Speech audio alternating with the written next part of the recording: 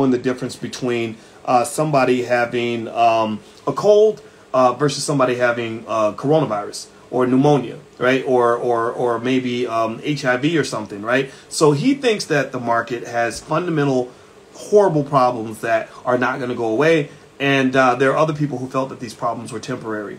Who's right? Nobody knows, because there are fundamental problems in the economy that you should be concerned about. I know right now, I think today actually, Joe Biden announced a $3 trillion infrastructure spending plan that is, they're not going to fund, they always, the politicians are so funny.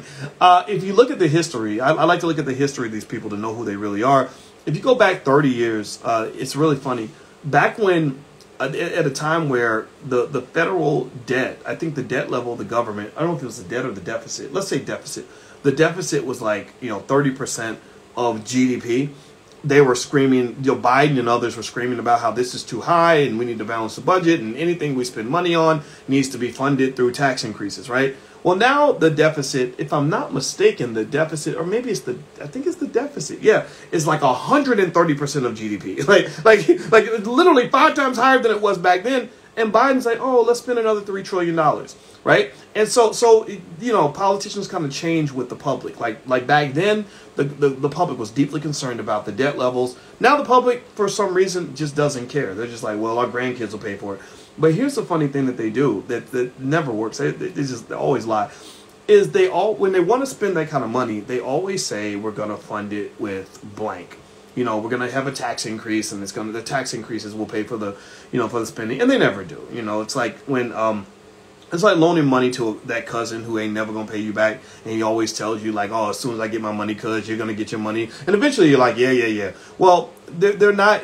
Tax increases are hard to pass in the United States because they're just not that popular. Republicans never support them, and a lot of Democrats don't support them. A lot of liberals who are anti-capitalist, everything else, are making millions of dollars a year, and so they're pretty capitalist if you're making that kind of money. But so what's going to happen is this $3 trillion is going to be funded mostly through additional debt. Your government has hit a level of debt that is frighteningly unsustainable. I think right now they spend $300 billion a year on interest alone, and that is in a low interest rate environment. So what is going to occur when Biden, and this is something that the financial analysts are talking about right now, when Biden goes and passes $3 trillion of infrastructure spending and doesn't adequately support that through proper tax increases, then that's going to crowd out the public debt market. And what that means is that the government is going to have to sell bonds in order to pay for this. Well, when they're pushing out these bonds, then what's going to happen is that the interest that they're going to have to pay is going to go up. So the amount of interest that the government pays is likely going to go from, say, 1% on average to 2%, right? Which means going from $300 billion a year in interest to $600 billion a year in interest. And at some point, the Ponzi scheme is going to crack. At some point, the government is going to commit the ultimate cardinal sin in all of finance and economics, which is they're going to default on their debt payments. When they default on their debt payments, that is going to disrupt and undermine every sacred financial model that has been created in the last 60 years. All the models that we studied when I was in grad school working on my doctorate made one fundamental assumption. The fundamental assumption was that that government debt was risk-free, that the United States government was like an economic god, that it would never default on its interest payments at any point ever. Well, that is going to happen, and when it does, all economic hell will break loose because all of these models will fall apart. And you could be in the middle of a crazy economic situation because China is always lurking in the background to say, we don't even understand why the world is so obsessed with having dollars as their common currency anyway. It should be our currency. The renminbi should be the global currency, not the dollar. And so, and China is smart. China is strong. They're stronger than us. They're more determined than us. I've taught a class in China. I saw those students up close, and just the way they move as a unit is extraordinary. They practice powernomics better than any country on this planet. The U.S. is very divided, very chaotic, very crazy. China, it just moves in lockstep. So the next 100 years, economically and otherwise, belong to China. The United States will not win. There's nothing I see right now educationally, politically, or otherwise, that tells me that the U.S. will be strong over the next 100 years. China will be the global economic and political superpower. Africa is going to rise as well, though. Africa has the youngest population on Earth, trillions of dollars in wealth through its people alone, let alone all the other resources that are in Africa. The problem, though, for Africa is that Africa's strength and growth is going to be financed by China. China sees what Africa can do and what Africa has, and that's why they're working so hard to get a foothold in Africa. That's going to be the world that your children and grandchildren live in. So maybe you want to prepare them by maybe allowing them to learn Chinese. My brother and I have already decided that with my niece and nephew, we want them to learn Chinese and Spanish as their two secondary languages. We don't want them to be restricted to the United States, because the world they live in is going to be different from the world you and I lived in. So it's very important to know which way the wind is blowing. We can't compete with China. Period. The only way we could compete with China is if somehow China, if you look, the history of China actually says that they've actually had times where they've had political upheaval and revolutions and all that. The only way the U.S. will ever be able to compete with China is if there's some sort of revolution that flips the Communist Party out of power and creates a little bit of chaos in that country. That's the only way we'll be able to compete. If they maintain any sort of semblance of what they are right now, and they do it for 100 years, we lose. We do not win. They are just smarter and more strategic than we are in almost every area. All right, so Arian said, let's see. Oh, okay. This you already asked about implied volatility, so I'm gonna skip that one. Let's see. Tesla Alex says, "You are my superhero." Oh well, thank you. I'm not a superhero, but I can pretend to be one if you want me to. But you're my hero, man. I'm about to get my first cash out refinance. I want to use this as investment capital. Good or bad idea? Yeah, why not? Your money, I think money should be invested no matter what. Always invest, make that your culture. Like if that's just your thing, then you're gonna do better than everybody else. Portia says, I don't have kids yet. Could I still do the $5 a day spider method in my name and hand it over to my potential future children? Portia, if you do that, they will be singing songs about you for the next 200 years in your family. You will be your child's greatest hero. And I want you to really document that and tell that story so that your children and grandchildren can know how Grandma Portia way back in 2021 was setting them up to be very successful in the future. Like that, they're going to remember that. So yes, well, you're doing exactly what I've spoken on this, and I'm hoping people will hear me when I say this, is that a child doesn't have to be born yet for you to start investing for that child's future. My daughter, she's we're not biologically related, but she's my daughter. She just had my grandson, and he's a beautiful little kid. And we've been planning for him way before he was born. I've been investing for him way before he even existed, before he was even a concept, before she even met his father. I was like, one day you're going to have kids, and I want to start planning now so that your kids are going to be in good shape in 30 or 40 years. So there's nothing saying that you have to wait to a certain point. The sooner the better. That's just the rule. The sooner the better. Tim Fisher, do you know any water ETFs to invest in? I don't have anything in mind right offhand. So sorry. I wish I knew. I don't know of any water ETFs. Renee, there is a new Bitcoin ETF actually that Fidelity is trying to create. I think they just applied for it though. I don't think they got it. But yeah, when Bitcoin ETFs start coming out, I think that'll be really good for Bitcoin. I'm really bullish on Bitcoin. I got a lot of money in Bitcoin. Let's see, Chi-Town. Hey, Dr. Boyce, I just heard a very unjust story that I'd like to get out. Is that something that your media firm can assist me with? Well, send it over. Email it to email producer@flynubianmedia.com. Producer@flynubianmedia.com. I'll say it one more time. Producer@flynubianmedia.com, and send it to her. Her name is Taryn, and we can see what she does with that. Portia, what are options? Options are basically financial instruments that are what they call derivatives of stocks. So a derivative of something is like a spinoff. It's like, remember how you had, you might have a TV show and then one of the characters is really popular and you do a spinoff show with that character. That's kind of what derivatives are in the stock market. You got the stock, that's the main show. And then you've got the options, which are kind of a spinoff of the actual stock. So just like your kids are a spinoff of you, the options move in a direction similar to the stock. So a lot of people will invest in the options because they don't have enough money to invest in the stock. So I might want to, be a part of the Disney ride. Let's say I actually did this with Disney. So I've always been a big fan of Disney because the company has great management and all that stuff.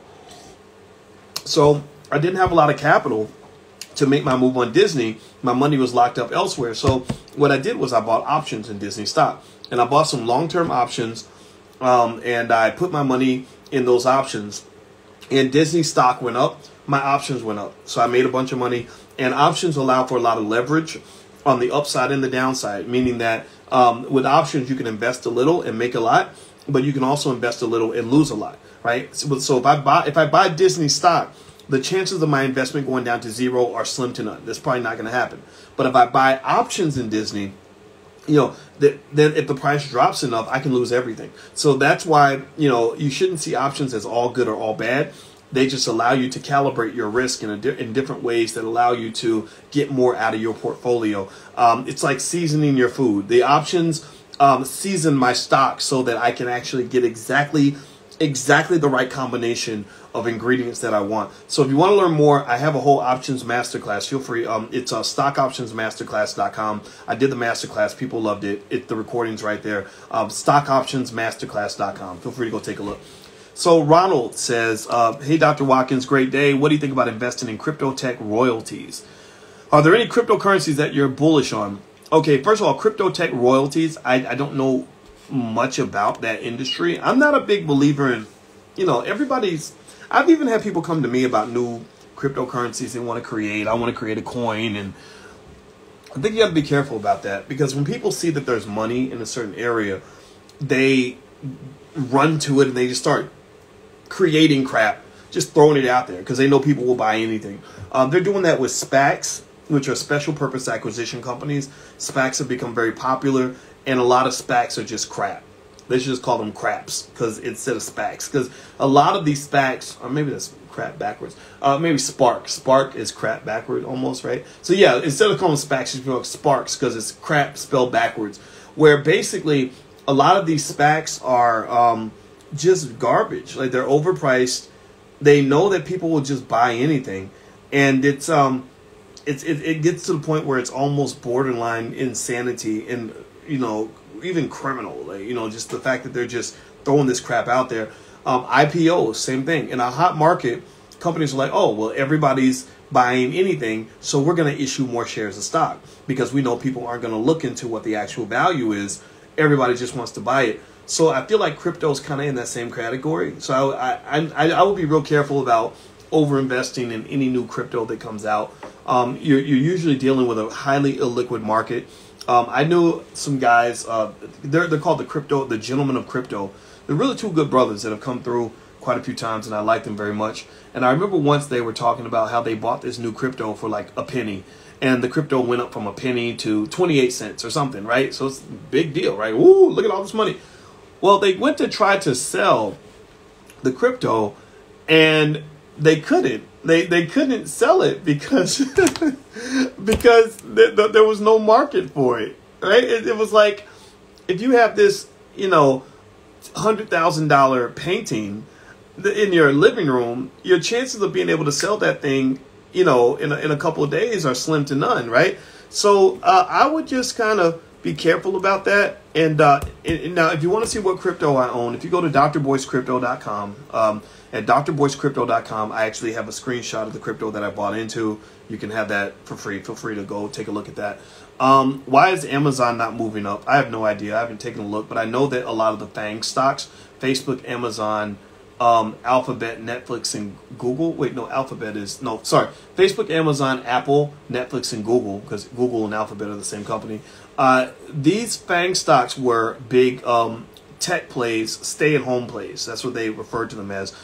These tech giants amassed an enormous amount of power during the pandemic. They were first in line right there with China. China's another company that benefited tremendously from the pandemic. That's why they won't release data to the World Health Organization to allow them to figure out the source of the virus. Because I'm telling you, if you want my 2 cents, this is Uncle Boyce, Dr. Boyce talking. Conspiracy theory, call it what you want. But the pandemic worked out way too well for China for me to believe that all this was just, this virus just popped up. I don't believe that. I'm sorry for, Call me what you want. I know it's not politically correct to say it, but I do not believe this happened by accident because it worked out too well. You know, it's it's like that. It's like if somebody farts in the car. The first person who smelt it, dealt it, right? Like, oh, you farted, right? Well, how did you know that the fart was there before anybody even smelled it? Well, because you let the damn thing out. That's why you were prepared. You jumped out of the car first because you farted and you're blaming it on everybody else. China farted. And they knew it happened, and they were prepared more than anybody else. The first economy on earth to actually have positive GDP growth this year. There was only one major economy that had positive GDP growth this year. That was China, the epicenter of the virus. How are you the biggest victim on earth of the virus, but yet the biggest economic beneficiary?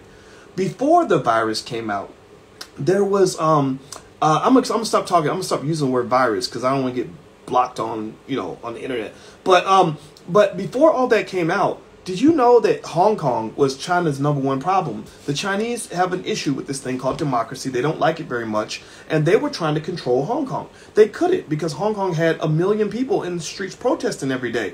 Well, when this thing comes along, they're suddenly able to pass laws like, well, before your protection. Right? Oppression always comes with like this promise of protection. Like a mafia guy knocks at your door, your new business, and says, we want to offer you protection. Pay us money and we'll make sure nobody randomly comes by and kills your whole family. Right? Like, well, what are you protecting them from? You're protecting them from you. Right? And so basically China said, for your protection, we passed a new law, a security law that says that gatherings of 2 or more people will lead to you to be arrested. We'll lock you up. Right? And ever since that time, they've completely shut down the protests in Hong Kong. And now Hong Kong is under a whole new regime of leadership where basically China is trying to shut it down and control that city, country. I guess city is Hong Kong. Territory? Is Hong Kong a territory? Is that what it is?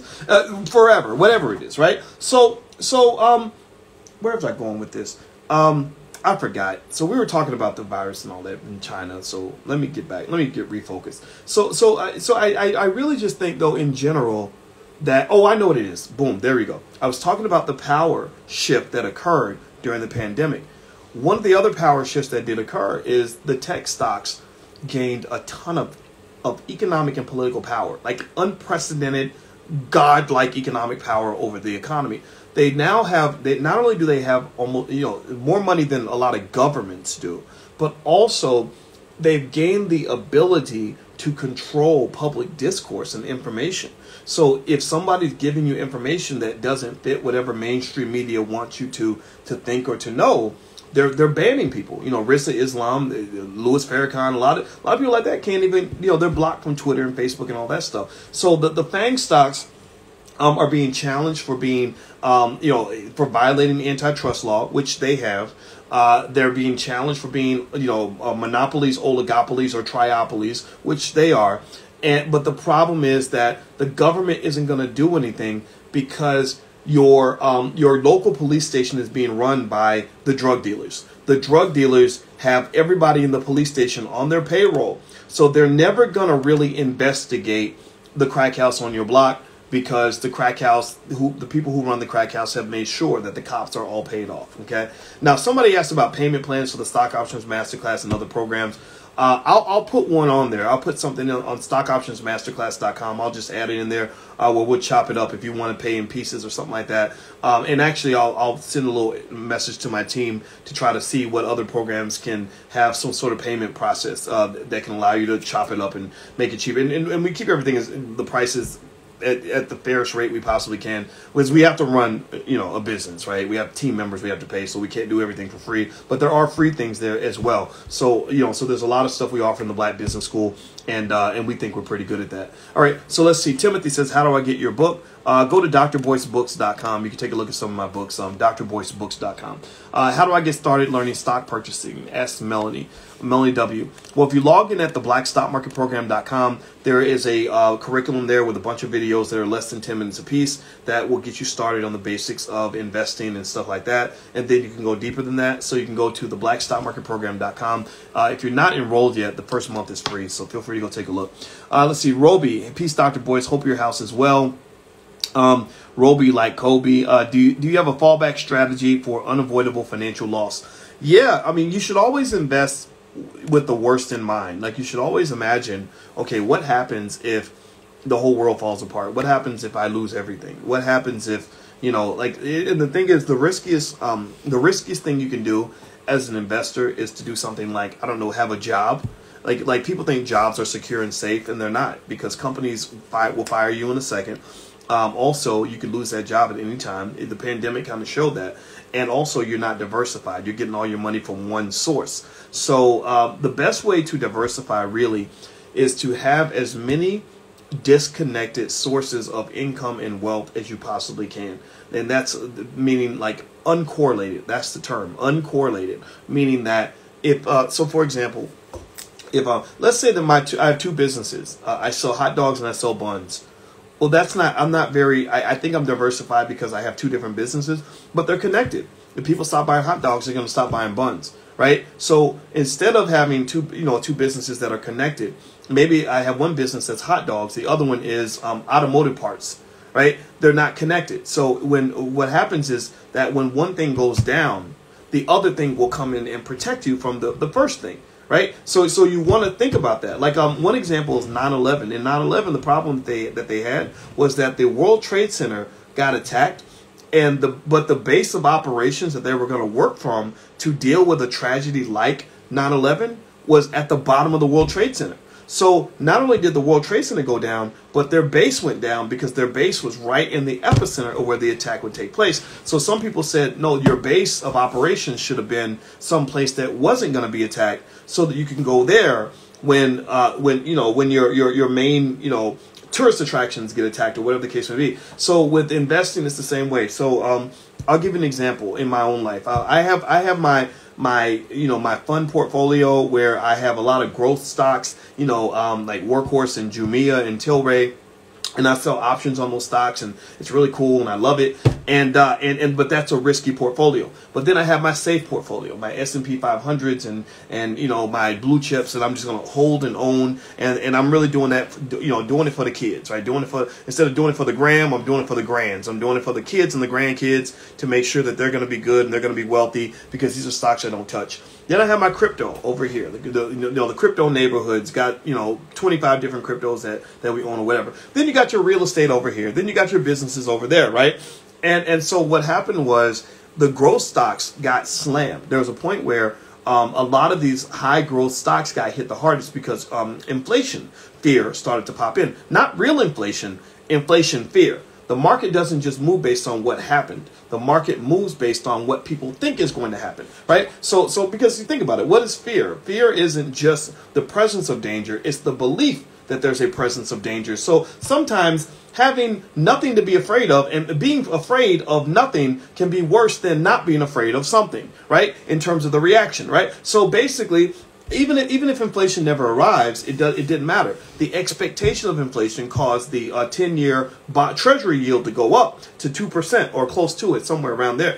And that caused these growth stocks, for various reasons we won't go into today, to just get slammed. I mean, they got body slammed. So what happened was, when these growth stocks started dropping in value, I had this portfolio that was burning, like that was bleeding, like, and it was, some of it's on margin, and I'm getting margin calls, and so I need to, literally, it's almost like a fire, right? Like you have a building that's on fire. To make the fire go out, you got to pour water on it, or liquidity. Money, cash is called liquidity. That liquidity becomes the most important commodity that you can have access to during a financial crisis. Like, think about it. When you go through a tough situation where you lose your job and your car breaks down, what do you need? You need cash. You're not thinking so much about ownership at that point. You're just like, I just need some cash to get me through, for the next 3 weeks, right? So that's why you have your other assets that can provide that liquidity. So the same way when you run into a financial crisis in your family, lose your job, and your car breaks down, you say, okay, let's go to the bank, let's borrow against the house to get through this temporary situation. The same thing can happen with a portfolio. Well, where was I going to get my liquidity to put out the fire that was occurring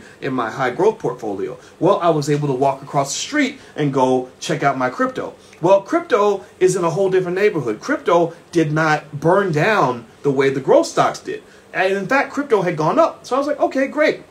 I'm going to sell a little Bitcoin, take the cash from the Bitcoin, put that toward maintaining the portfolio that I had over here, the one that's burning down, right? I'm going across town to get water to put out the fire in the burning building. I'm not going to keep my water in the building that is most likely to burn down, right? So I get my liquidity, I put out that fire, it gets me through that temporary situation, and then you move forward. Because the big problem that people run into, and this is something that people have struggled with, you might have seen this actually if you've been reading the financial news.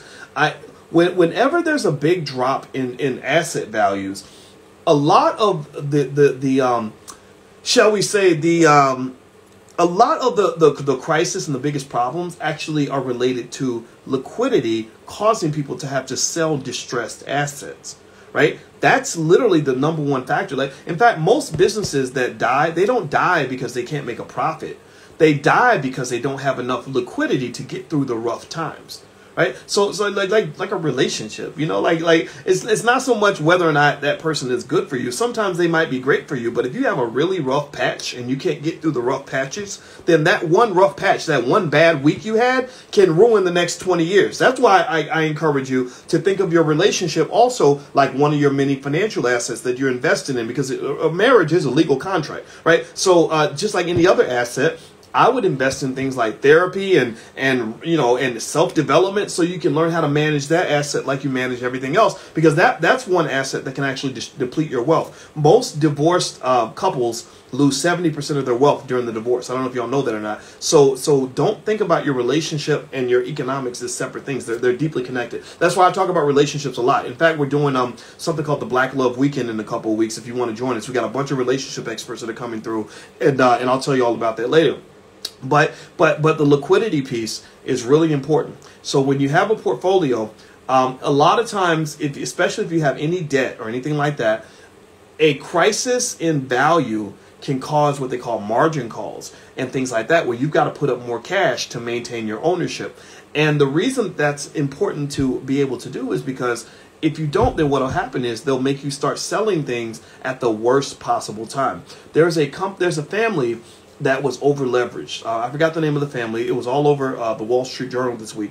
And they had $20 billion in assets or something. And they got this multi-billion-dollar margin call because all their assets started to plummet in value. And the company did not have enough cash to put out the fire. They didn't have enough liquidity, enough water to put out the fire. So they had to sell all these distressed assets. And the more you sell something, the more the price is going to drop. So a lot of banks and a lot of other companies were kind of hit with that financial virus, because when big companies that own lots of assets start selling everything, then it pushes prices down even further than they were going to go automatically. So a lot of times the reason that you see this kind of cascading effect when prices start going down and they keep going down further and further and further is because as the prices drop, margin calls start getting activated. And a lot of people that have margin, they've only prepared for the best. They haven't thought about the worst. They're thinking about the upside. They haven't thought about the downside. So when the downside hits them, they're not prepared, and that causes them to have to sell things. So as you're growing and you're investing and you're making your money, always ask yourself, what happens if the value of these assets drops by 50%? Are we ready? Are we ready to put up the cash? Are we ready to get through the rough spot? Because here's the thing, if you can, then you actually there's actually a lot of sunshine on the other side of that dark tunnel. It's for example, the 2007 crash and the Great Depression, or the 87 crash. Any crash you name in American history has literally been the greatest opportunity to make money ever, right? Literally, the crashes are the times where people that are ready do well. I told you about the pandemic. The pandemic was a huge crash globally, politically, economically, etc. China was ready. China thrived. China's power is higher now than it was before the start of the pandemic. The tech companies were ready. Tech companies' power is higher now than it ever was even before the pandemic.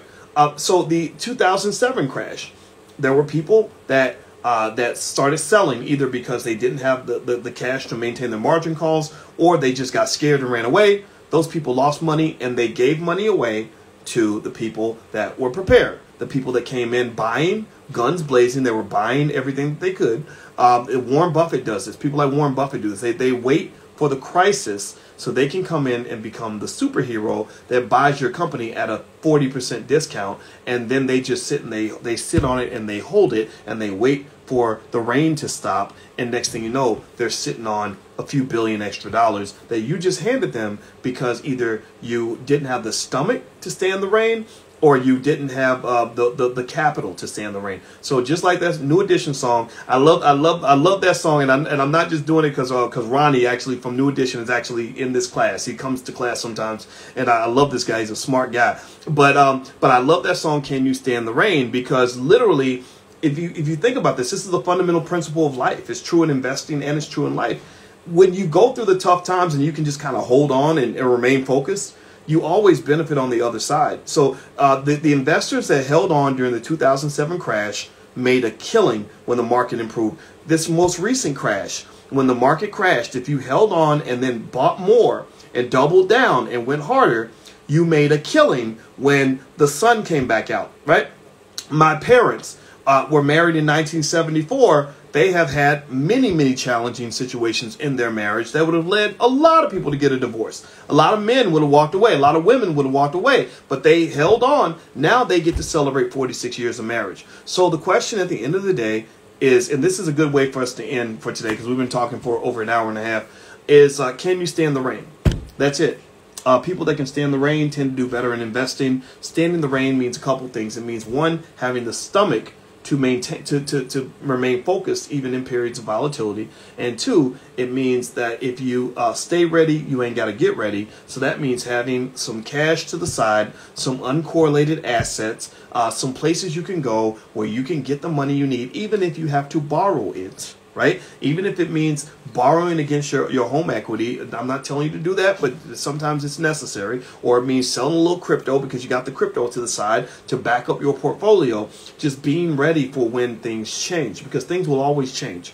And also the other thing too is that the dynamics that drive the stock market during any given period of time are not the same across the board. Sometimes, for example, the last year, the whole conversation was about COVID and stay-at-home plays and everything else and technology stocks. Now, that's old news. Now you're going back to the cyclicals and you're going back to the companies that are going to do well when the world reopens again. And a lot of people are predicting, actually, that we could enter an era. Once Dr. Fauci finally says it's okay to take your mask off, I kind of feel like that's the guy the scared people will listen to him. Once he says, okay, life is normal now, we're good, then a lot of people predict that we're going to have an economic boom that is similar to the Roaring 20s, where everybody's been locked in for a long time and they're eager to get back out. Like, how many of you right now are eager to get back out once this is over? Like, you can't wait to go to your favorite restaurants again. You can't wait to go on vacation. Maybe you want to travel overseas. Maybe you want to go on a cruise. You just want to do something different than staying home every day. Well, millions of people feel the same way you feel. You got to pay attention to those things because that's going to drive consumer demand, which I think is going to lead to a couple things that will improve your stock prices. One, it's going to increase the expectation of future earnings of the companies that you're going to frequent and you're going to support. So as expectations of future earnings goes up, stock prices go up. But then two, you're going to probably have a realization of their earnings that is even going to be higher than the expectations. So when you have a realization that exceeds expectations, the price goes up even further. So most indicators point north when it comes to stock market investing. So this is a good time to invest. You're very, very lucky. All right. So I'm sorry I couldn't answer every single question. I answered as many as I could. And I see Tim and Deidre. I want to acknowledge Tim, Deidre, David, and Michael. I see your questions, and I think my brain is officially fried. So I hope that's okay that we bounce out of class for today. And save your question for next time, and we will definitely do that. And Deidre, I see you're asking about the event tomorrow. Will there be a recording? Yeah, you can get a recording. It's all on that page. If you go to the event tomorrow, is attorney Tanya Nebo is going to talk about how to start a franchise or how to buy a franchise with your company. She's a lawyer. She's worked with a lot of families on this.